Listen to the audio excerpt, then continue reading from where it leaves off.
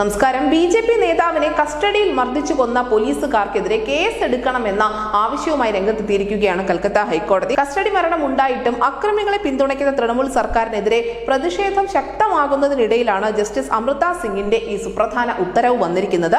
മേദിനിപൂരിലെ BJP. പ്രവർത്തകൻ സഞ്ജയ് ബേഡയാണ് കസ്റ്റഡിയിൽ മരിച്ചത്. ബേഡയുടെ മരണത്തിൽ CBI അന്വേഷണം ആവശ്യപ്പെട്ടുകൊണ്ട് ബി.ജെ.പി. സംസ്ഥാന നേതൃത്വം അവിടെ വലിയ പ്രക്ഷോഭങ്ങൾ നടത്തുന്നുമുണ്ട്.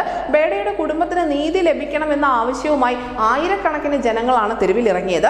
അതേസമയം തന്നെ കഴിഞ്ഞ ദിവസം തൃണമൂൽ കോൺഗ്രസിന്റെ ആക്രമണത്തിൽ ബി.ജെ.പി. പ്രവർത്തകന്റെ അച്ഛൻ കൊല്ലപ്പെട്ടു എന്നുള്ള റിപ്പോർട്ടുകൾ കൂടി പുറത്തു വരുന്നുണ്ട്. ഈസ്റ്റ് മിഡ്നാപൂരിലെ കാന്തി മണ്ഡലത്തിലാണ് ഈ സംഭവം ഉണ്ടായത്. പ്രദേശത്തെ ബി.ജെ.പി. പ്രവർത്തകൻ ശശാങ്ക് മൈതിയെ തേടിയെത്തിയ 20 അംഗ സംഘമാണ് അദ്ദേഹത്തിന്റെ പിതാവിനെ മർദ്ദിച്ച് കൊലപ്പെടുത്തിയത്. തൃണമൂൽ കോൺഗ്രസിന്റെ ഭീഷണി മൂലം വീട് വിട്ടുപോയ ശശാങ്ക് തിരികെ എത്തി എന്ന് സംശയിച്ചുകൊണ്ടായിരുന്നു തൃണമൂൽ കോൺഗ്രസ് അക്രമികളുടെ ഭാഗത്തു നിന്നും ഇത്തരത്തിലുള്ള ഒരു ആക്രമണം ഉണ്ടായത്. എന്തായാലും തെരഞ്ഞെടുപ്പ് ഫലം പ്രഖ്യാപിച്ചതിന് തൊട്ടു പിന്നാലെ തൃണമൂൽ കോൺഗ്രസിന്റെ ഗുണ്ടകൾ സംസ്ഥാനത്ത് ഒന്നടങ്കം ആക്രമണം അഴിച്ചുവിടുകയാണ് എന്നുള്ള ആക്ഷേപം വളരെ ശക്തമാണ്. News desk India Malayalam.